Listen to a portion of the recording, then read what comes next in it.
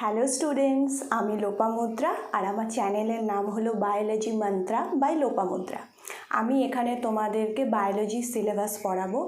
West Bengal board of higher secondary এডুকেশনে তোমাদের যে বায়োলজি বোর্ড সিলেবাস আছে এবং এনসিইআরটির যে সিলেবাস আছে, বোর্ড সিলেবাস আছে, আমি সব কিছু তোমাদের এখানে কমপ্লিট করানোর চেষ্টা করব। তো আজকে আমি তোমাদেরকে পড়াবো মেনস্ট্রুয়াল সাইকেল। আমার এর আগের যে ভিডিওগুলো আছে যেখানে আমি male reproductive system, female reproductive system, spermatogenesis এবং উজেনেসিস পড়িয়েছিলাম। আগের ক্লাসগুলো তোমরা যদি কেউ না করে থাকো তাহলে ডেসক্রিপশন বক্সে আমি তোমাদেরকে সেই লিঙ্কগুলো দিয়ে দেবো। আর তোমাদের যদি আমার ক্লাস ভালো লাগে এবং আমার চ্যানেলকে ভালো লাগে তাহলে অবশ্যই সাবস্ক্রাইব করো এবং লাইক বাটনে একটা হিট করো। আজকে আমরা যে ক্লাসটা শুরু করব সেটা হচ্ছে মেনস্ট্রুয়াল সাইকেল। তো সবার ফার্স্টে আমাদেরকে জানতে হবে যে মেনস্ট্রুয়াল সাইকেলটা কী। মেনস্ট্রুয়াল সাইকেলটা হলো যে আমাদের মেয়েদের বা ফিমেল বডিতে প্রতি মাসে কিছু চেঞ্জেস আসে। ওভারির ক্ষেত্রে এবং ইউটেরাসের ক্ষেত্রে ফিমেল বডিতে প্রতি মাসে কিছু চেঞ্জেস আসে এবং এই চেঞ্জেসের ফলে কি হয়, ভ্যাজাইনাল ওপেনিং দিয়ে কিছু রক্তক্ষরণ হয়। সেই দশাটাকেই আমরা বলবো হচ্ছে মেনস্ট্রুয়াল সাইকেল। ঠিক আছে, তাহলে মেনস্ট্রুয়াল সাইকেল কি এখানে একটু লিখে দেই যে মেনস্ট্রুয়াল সাইকেল হচ্ছে changes, cyclic changes in female body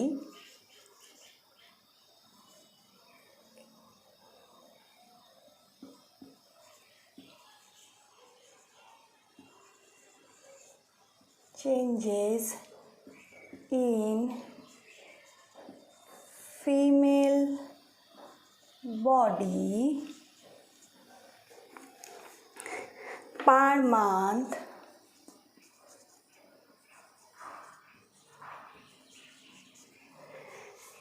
repeated interval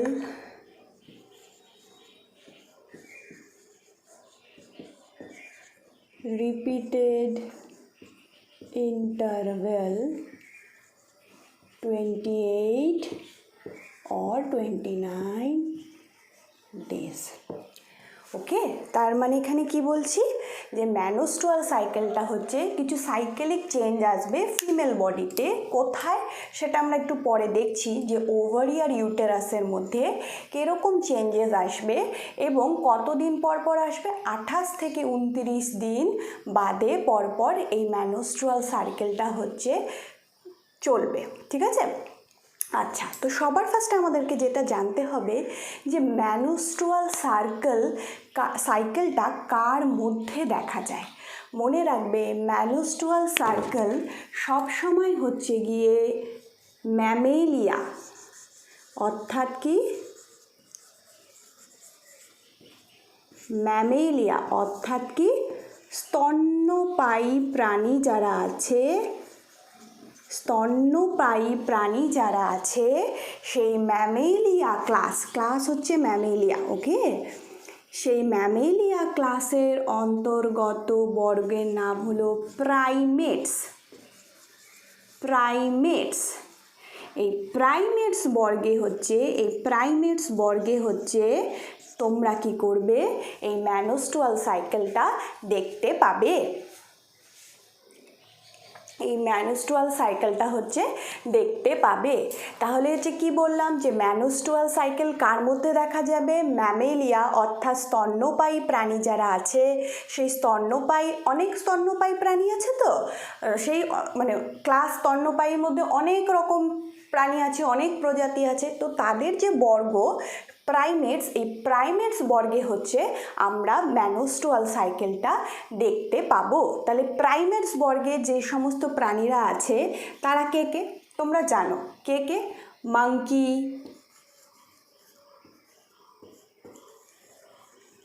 আর কে আছে এপস মানে কি চিম্প্যাঞ্জি, গরিলা, এরা হচ্ছে এপস। আর কে হিউম্যান, দ্যাট মিন্স আমরা। তাহলে হচ্ছে দেখো এই জিনিসগুলো কিন্তু একটু মনে রাখবে। একমাত্র প্রাইমেটস বর্গেই কিন্তু ম্যানোস্ট্রুয়াল সার্কেল দেখা যাবে, নন প্রাইমেটরা যারা আছে তাদের ক্ষেত্রে কিন্তু ম্যানোস্ট্রুয়াল সার্কেল দেখা যাবে না। এবং প্রাইমেটসের মধ্যে কারা পড়ে? মাঙ্কি, এপস এবং হিউম্যান। তো এইটুকু জায়গা আমাদেরকে পরিষ্কার, খুব ডিটেলসগুলো কিন্তু এখানে জানতে হবে যে কী থেকে কি হচ্ছে কি না হচ্ছে, এই জিনিসগুলো আমাদের কিন্তু একটু জানতে হবে, ঠিক আছে? আমি অল্প অল্প করেই পড়াবো, কিন্তু যাতে ক্লিয়ার ভিশন তোমরা পাও সেই জায়গাটাই আমি চেষ্টা করব এখানে দেওয়ার। আচ্ছা, এরপরে হচ্ছে কি, আমাদের এতটুকু তোমাদের ক্লিয়ার হয়ে গেছে, তাহলে আমি এই জায়গাটা মুছে দিচ্ছি, এই জায়গাটা মুছে দিচ্ছি। ক্লাস ম্যামেলিয়া, বর্গ প্রাইমেটসের মধ্যে মাঙ্কি, এপস অ্যান্ড হিউম্যানস, ঠিক আছে? এই জায়গাটা আমি মুছে দিচ্ছি তাহলে। আচ্ছা আচ্ছা, ওকে। দেন কি করতে হবে? দেন আমাকে যেটা জানতে হবে যে এই যে ম্যানোস্ট্রুয়াল সার্কেল যেটা আছে সেটা কিভাবে কখন শুরু হয় সেটা আমাদেরকে জানতে হবে, ঠিক আছে? তো তার আগে আমি কি করি, তার আগে হচ্ছে আমি আবার একটু ওভারি ফিমেল রিপ্রোডাক্টিভ পার্টটা আঁকি, ওকে?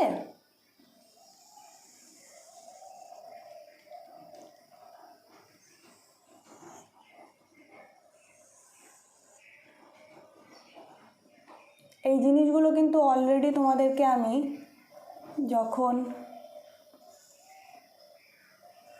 রিপ্রোডাক্টিভ পার্ট সম্পর্কে পড়িয়েছিলাম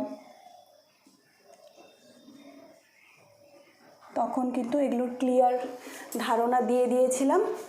যদি কেউ না বুঝে থাকো বা আজকে আমার ফার্স্ট ভিডিও দেখছো, আগের ক্লাসগুলো একটু দেখে নিও, হ্যাঁ? তাহলে তোমাদের আরও ক্লিয়ার ধারণা থাকবে।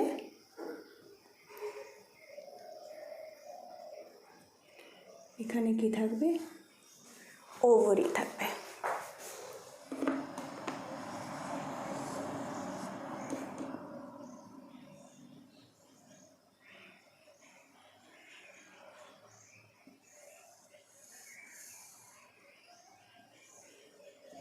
আচ্ছা, তাহলে এবার এখানটা একটু কি বলে রাখি, এটা কি? Ovary, okay? Ovary, this is uterus,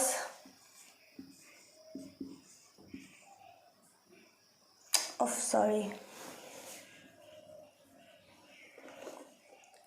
uterus, and this is vagina, okay?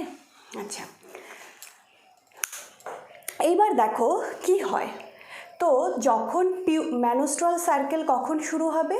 ম্যানোস্ট্রুয়াল circle শুরু হবে যখন হচ্ছে পিউবার্টি হিট করবে, অর্থাৎ হচ্ছে কি পিউবার্টি যখন স্টার্ট হবে তখনই ম্যানোস্ট্রুয়াল সার্কেল শুরু হবে। তাহলে পিউবার্টি স্টার্ট, ওকে?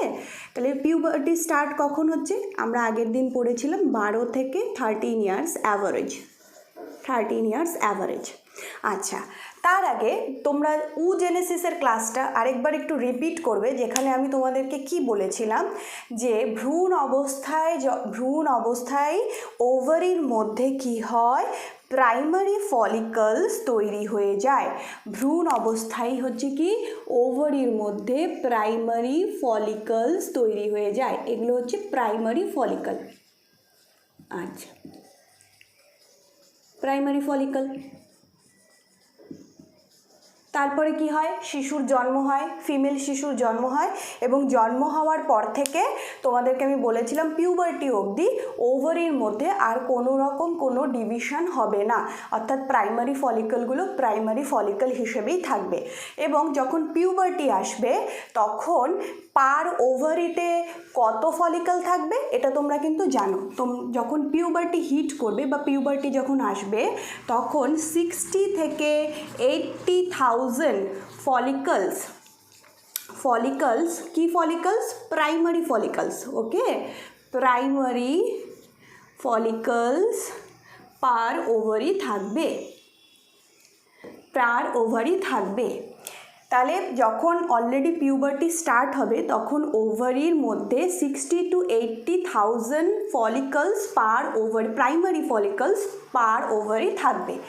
এরপরে কি হবে, যখন মেনস্ট্রুয়াল সাইকেল শুরু হবে তখন এই প্রাইমারি ফলিকলটা সেকেন্ডারি ফলিকল, দেন সেকেন্ডারি ফলিকল থেকে গ্রাফিয়ান ফলিকল তৈরি হবে। তো এই চেঞ্জেসগুলো আমরা এবার পড়ব। উজেনেসিসে কিন্তু আমি বলে দিয়েছিলাম primary follicle, secondary follicle and Graafian ফলিকলের যে গঠনটা কেমন হয় সেটা কিন্তু আমি বলে দিয়েছিলাম। তো তোমরা ওই ক্লাসটা কিন্তু একবার একটু দেখে নিবে, নাহলে কিন্তু এটা একটু অসুবিধা হবে, ঠিক আছে? কারণ এক জিনিস বারবার রিপিট করা যাবে না। তো সেক্ষেত্রে কি হচ্ছে, এটুকু তোমরা জেনে রাখো যে প্রাইমারি অ্যান্ড সেকেন্ডারি 60,000 থেকে 80,000 প্রাইমারি ফলিকলস পার ওভারি থাকে। এইবার মেনস্ট্রুয়াল সার্কেলে কি হবে, এই ফলিকলসগুলো চেঞ্জেস হবে, অর্থাৎ প্রাইমারি থেকে সেকেন্ডারি অ্যান্ড গ্রাফিয়ান ফলিকলে রূপান্তরিত হবে। শুধু ফলিকল রূপান্তরিত হবে না, ইউটেরাসের মধ্যেও অনেক চেঞ্জেস আসবে, সেগুলো আমরা পড়বো, আস্তে ধীরে পড়বো। তো সবার আগে এইটুকু জেনে রাখো। তাহলে যখন পিউবার্টি, যখন 12 থেকে 13 বছর বয়সে ফার্স্ট মেনস্ট্রুয়াল সার্কেল শুরু হবে, তাহলে ফার্স্ট মেনস্ট্রুয়াল সার্কেল যখন শুরু হবে তখন সেটাকে আমরা কি বলবো? তাহলে ফার্স্ট মেনস্ট্রুয়াল যেটা আছে,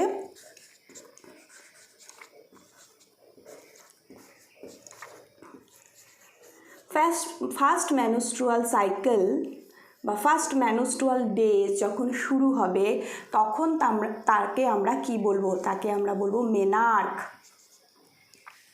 তাকে আমরা বলবো হচ্ছে মেনার্ক, বা বাংলা বইয়ে পাবে কিন্তু মেনার্কি বলেও পেতে পারো, ঠিক আছে? মেনার্ক বা মেনার্কি এই ওয়ার্ডটা তোমরা পেতে পারো। ফার্স্ট 12-13 বছর বয়সে যখন মেনস্ট্রুয়াল সাইকেল শুরু হবে তখন তাকে বলা হয় মেনার্ক। এই টার্মটা কিন্তু জেনে রাখবা, এই টার্মটা কিন্তু তোমাদের বোর্ডের সিলেবাসে আসে, বোর্ডের পরীক্ষার মধ্যে কিন্তু এই কোশ্চেনটা আসে যে মেনার্ক কি, ওকে, এটা আসে। এরপরে আরেকটা জিনিস মনে রাখবা যে কি, যে আমরা যখন স্পারমাটোজেনেসিস পড়েছিলাম, আমরা পড়েছিলাম কি, যে স্পারমাটোগোনিয়াম সেল হচ্ছে জার্ম সেল এবং তার বিভাজন ক্ষমতা কিন্তু 70 বছর বয়স, 75 বছর বয়স অবধিও থাকে। মানে একজন পুরুষের 70-75 বছর যে যদি সে বাঁচে তারও কিন্তু স্পার্ম প্রডিউস করার ক্ষমতা থাকে। But in case of female এটা কিন্তু একটা টাইমের পর সেটা কিন্তু বন্ধ হয়ে যায়, অর্থাৎ মেনস্ট্রুয়াল সাইকেলটা বন্ধ হয়ে যায়। তাহলে কি, যে সমস্ত অ্যাভারেজের কথা বলছি, এখানে সব কিছু আমরা অ্যাভারেজ ধরেই করব, যে অ্যারাউন্ড 48 to 50 ইয়ার্সের মধ্যে, অ্যারাউন্ড 48 to 50 ইয়ার্সের মধ্যে এই মেনস্ট্রুয়াল সাইকেলটা হচ্ছে স্টপড হয়ে যায়, ঠিক আছে? মেনস্ট্রুয়াল সাইকেল স্টপড হয়ে যায়, মেনস্ট্রুয়াল সাইকেল স্টপড, ঠিক আছে? বন্ধ হয়ে যায়, একদম বন্ধ হয়ে যায়। তখন সেই দশাটাকে আমরা কি বলবো, এটা কিন্তু মনে রাখতে হবে। তাহলে ফার্স্ট মেনস্ট্রুয়াল সাইকেলকে বলবো মেনার্ক। আর 48 থেকে 50 বছরের যে মহিলারা আছে তাদের, এটা 45ও হতে পারে, আবার 52 হতে পারে, 55 হতে পারে, কিন্তু গড়ে আমরা ধরে নিব 48 থেকে 50 বছর বয়স পর্যন্ত মহিলাদের যে কি হয়, মেনস্ট্রুয়াল সার্কেলটা বন্ধ হয়ে যায়। তখন আমরা তাকে কি বলবো? তখন আমরা তাকে কি বলবো? ওকে, এই জায়গাটা একটু মুছে দিই। তখন আমরা তাকে কি বলবো? তখন আমরা তাকে বলবো মেনোপজ।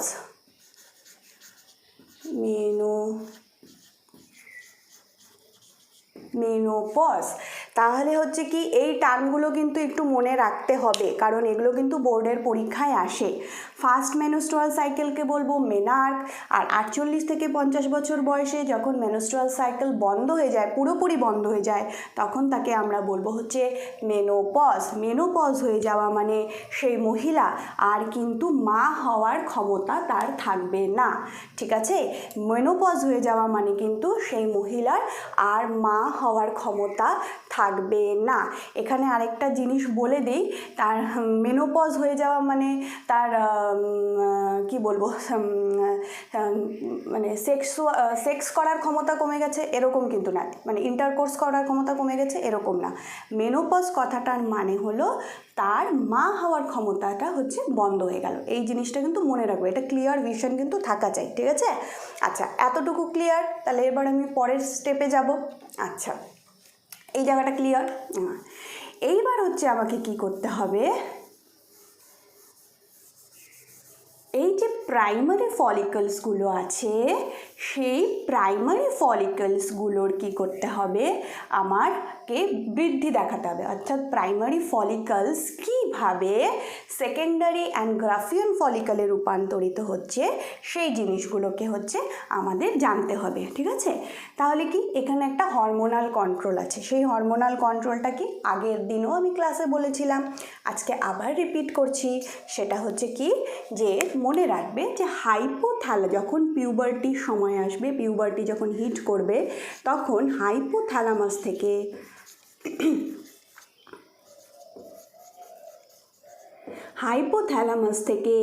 GnRH, হাইপোথ্যালামাস থেকে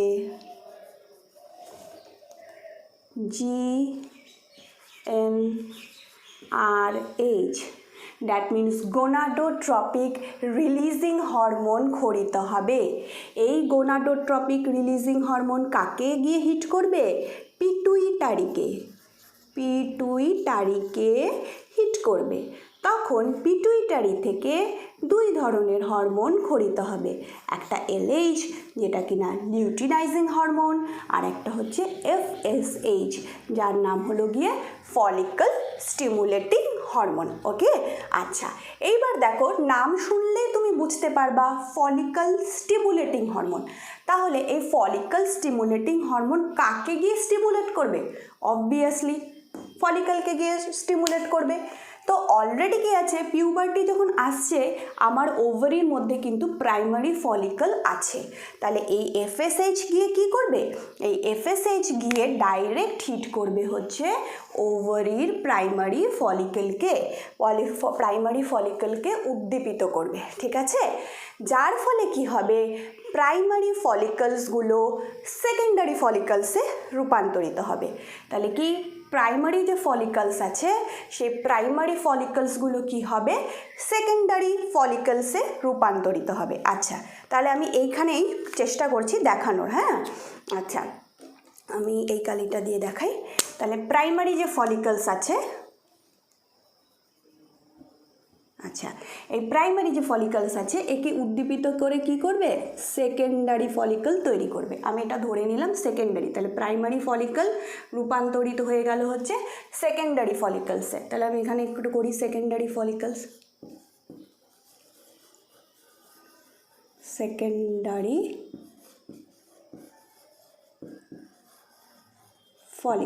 ঠিক আছে, প্রাইমারি ফলিকল কি করলো, সেকেন্ডারি ফলিকলসকে উদ্দীপিত করলো। এরপরে দেখো কি হবে, সেকেন্ডারি ফলিকলস থেকে এক ধরনের হরমোন খরিত হবে। সেকেন্ডারি ফলিকল থেকে এক ধরনের হরমোন খরিত হবে। সেই হরমোনগুলোর নাম কি? সেই হরমোনগুলোর নাম হচ্ছে ইস্ট্রোজেন। সেই আরেকটা হরমোনও খরিত হবে, সেটা আমরা পরে পড়ছি। এই হরমোনগুলোর নাম হলো ইস্ট্রোজেন। ঠিক আছে, তাহলে সেকেন্ডারি ফলিকলস, গ্রাফিয়ান ফলিকলস, এই সমস্ত যে ফলিকলগুলো আছে সেই ফলিকলগুলোর থেকে কি খরিত হবে, ইস্ট্রোজেন হরমোন খরিত হবে। সেজন্য আমি ই লিখেছি। ওকে, আচ্ছা আমি এখানে তাও একটু লিখে দিই, ইস্ট্রোজেন।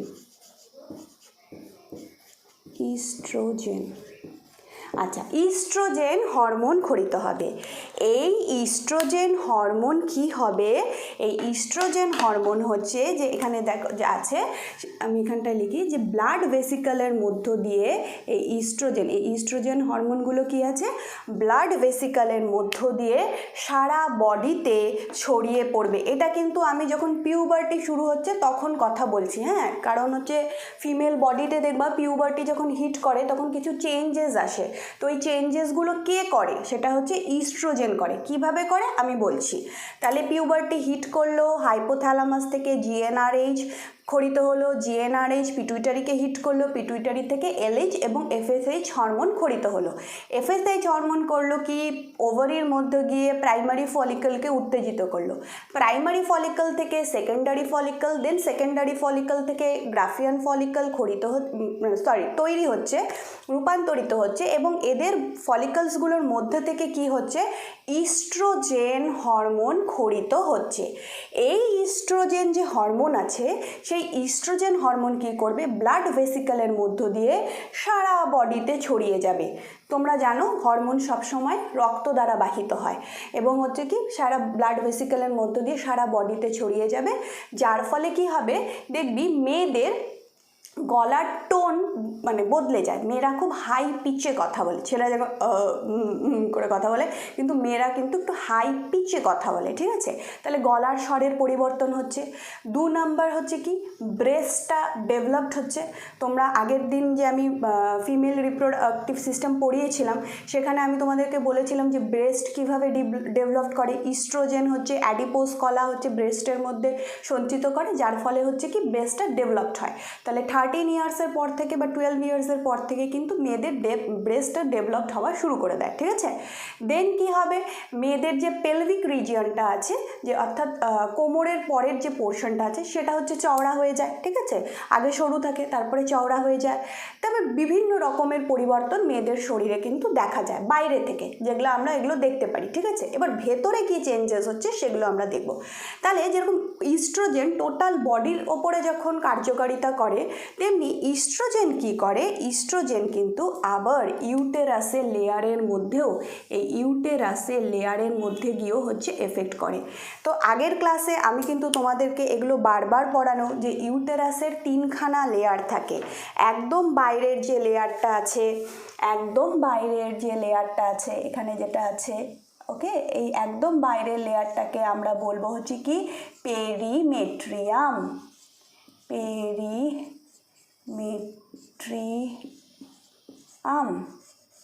আচ্ছা, দেন যে ভেতরের লেয়ারটা আছে মাস্কুলার লেয়ার, তার নাম কি, তার নাম হচ্ছে গিয়ে মায়োমেট্রিয়াম, তার নাম হলো গিয়ে মায়োমেট্রিয়াম, ওকে, মায়োমেট্রিয়াম। আচ্ছা, মায়োমেট্রিয়াম। আর একদম ভেতরের যে লেয়ারটা আছে, একদম ভেতরের যে লেয়ারটা আছে, এখানে একটা ভেতরের লেয়ার আছে, সেই ভেতরের লেয়ারটার নাম কি, সেই ভেতরের লেয়ারটার নাম হচ্ছে এন্ডোমেট্রিয়াম, এন্ডোমেট্রিয়াম, ওকে। আচ্ছা, এইবার কি করবে, এই ইস্ট্রোজেন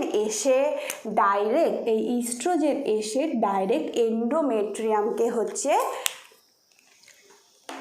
এন্ডোমেট্রিয়ামের ওপরে হচ্ছে কাজ করবে।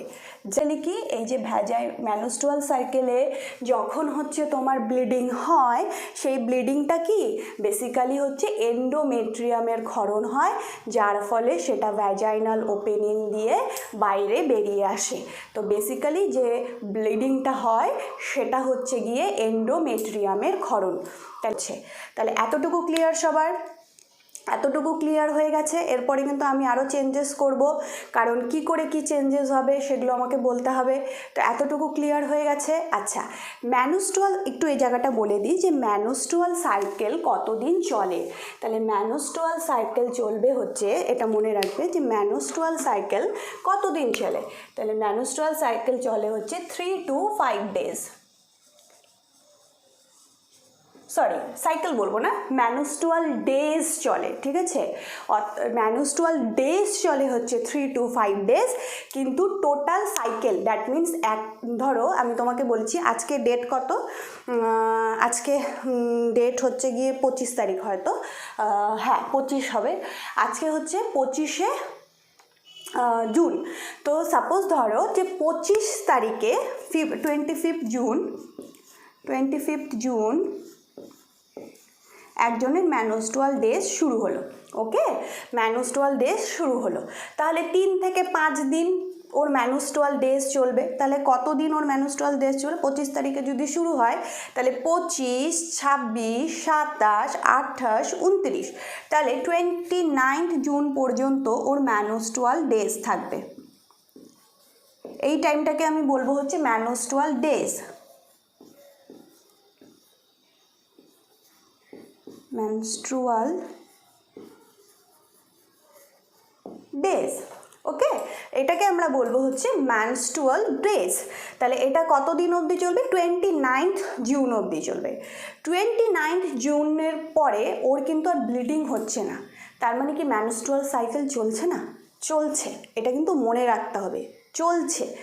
এই যে 29 জুন শেষ হলো এবং 25 তারিখে শুরু হলো, এর আবার 28 দিন পরে, অর্থাৎ 25 তারিখের পর থেকে আবার 28 থেকে 29 ডেজ পর, এটা আবারও বলছি যে তোমার এটা অ্যাভারেজ ডেজ, কারো ক্ষেত্রে 21 দিন পরেও হতে পারে, কারো ক্ষেত্রে 24 দিন পরেও হতে পারে, ডাজেন্ট ম্যাটার, এগুলো হচ্ছে তোমার সব অ্যাভারেজ।